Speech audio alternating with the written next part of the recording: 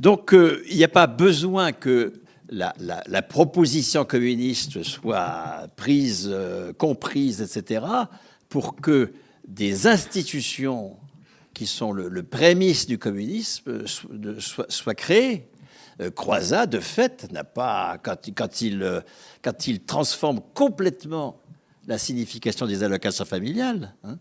et qu'il en fait un salaire déconnecté de l'emploi, alors que le sursalaire familial inventé par les patrons en forme d'accord n'était accessible qu'à ceux qui étaient dans l'emploi, précisément, parce que c'est un moyen de lutter contre la hausse des salaires. Lorsqu'il fait sortir le salaire de l'emploi, quand il pose comme en capacité de disposer d'un salaire des personnes qui n'ont aucun emploi, il ne dit pas « je suis en train d'inventer le salaire à vie ». D'accord ? Alors, que le chercheur, 70 ans plus tard, mette ce terme, qui n'est d'ailleurs pas le mien, mais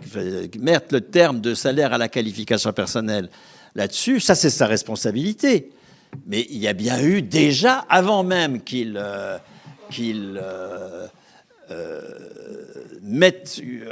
estampille de communiste cette affaire, il y a bien eu une institution qui a été créée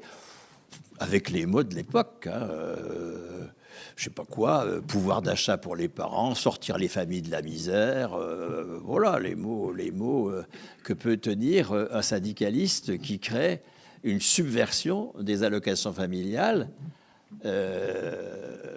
avec les représentations anciennes. C'est tout à fait normal, ça. Mais il n'empêche qu'il pose un acte qui est